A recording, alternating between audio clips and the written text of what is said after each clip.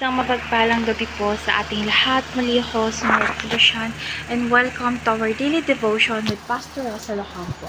And today, our devotion talks about nasa Great Tribulation ka ba ngayon? So our concept is all about Great Tribulation.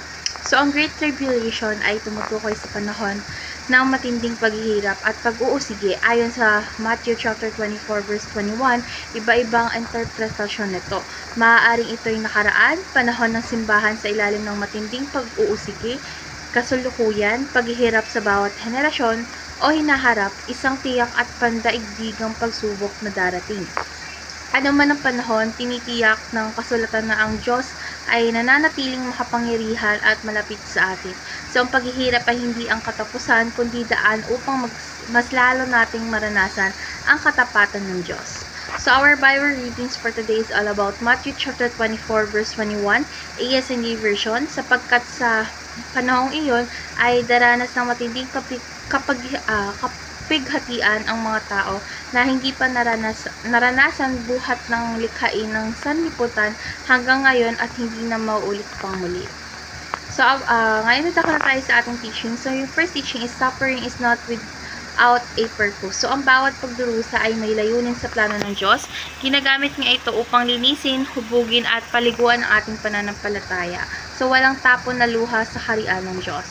Second, suffering unites us with Christ. So, sa ating pagtitiis, nakikibahagi tayo sa paghihirap ni Kristo. So, mas lalo nating naunawaan ng kanyang sakripisyo at pagmamahal.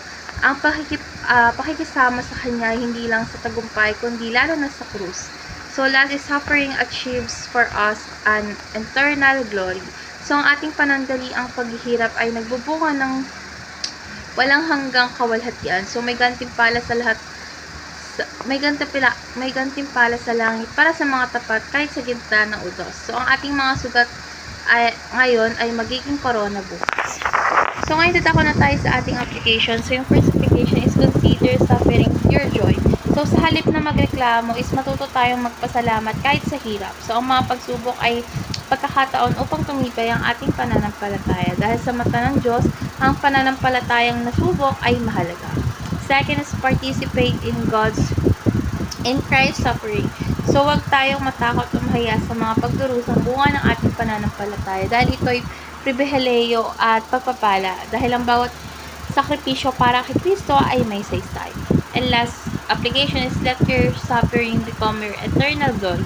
So, gamitin ang bawat sakit bilang pagkakataon upang lumalim sa relasyon sa Diyos at magpahayag ng kanyang kabutihan. So, ang krus mo ngayon ay magiging bahagi ng iyong korona sa langit.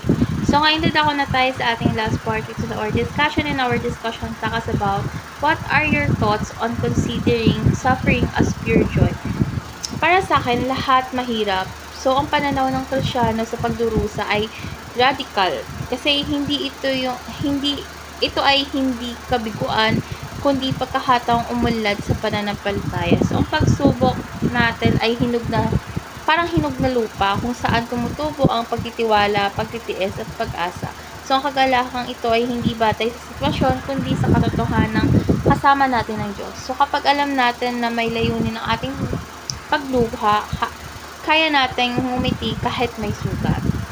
So, let's pray po. Lord God, maraming salamat po sa iyong presensya sa gitna ng aking paghihirap. Lord God, turuan mo po akong makita ang layunin sa bawat luha at palitan mo po ng pag-asa ang aking pangamba.